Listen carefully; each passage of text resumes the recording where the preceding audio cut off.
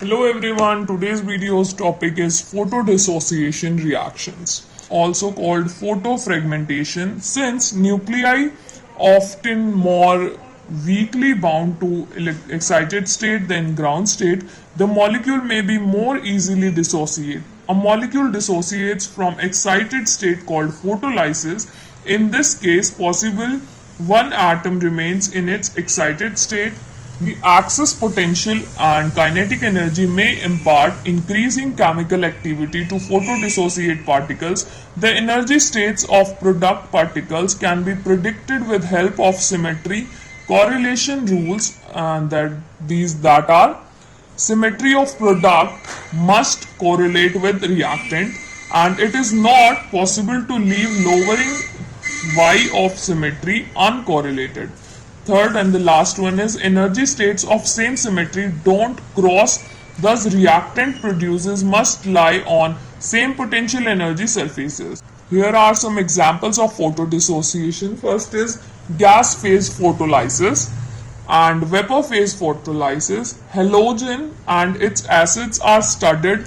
The halogen and halogen acids absorb light in visible and near UV and are associated largely with N2 sigma star type transition. Transition promotes a non-bonding electron localized on halogen atom X to antibonding energy level of molecule Rx.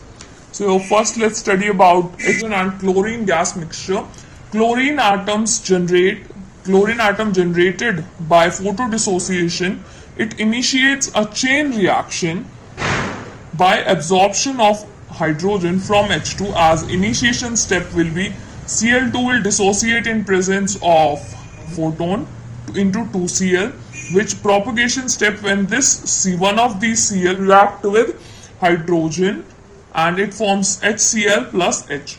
Abstraction of hydrogen from H2 by Sclis thermoneutral, but next step is highly exothermic. Thus radical produced with excess energy called hot radical. Termination of chain is very sensitive to experimental conditions. If atoms removed by Wall effects, reaction varies directly. Rate of reaction varies as under root I. I is the intensity of radiation. Termination step will be Cl plus metal and it forms Cl2 plus metal. When this Cl plus hydrogen plus M reacts, it will form HCl plus M.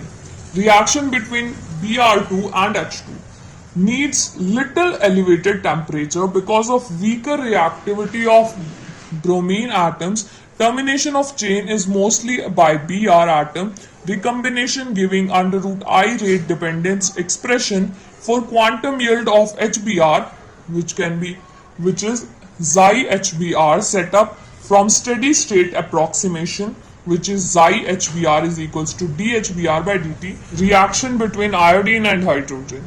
Because of poor reactivity of iodine, no photochemical reaction occurs between iodine and H2. As I2 plus H2 is endothermic, no chain reaction is possible. Quantum yield for Hi will be 2. And the reaction proceeds. Hi plus dissociate in form of photon, and then when Hi reacts with hydrogen it will form H2 plus I, and when II reacts it will form I2. Reaction with CF3I. Example of laser action CF3I in presence of photon forms CF3 plus I.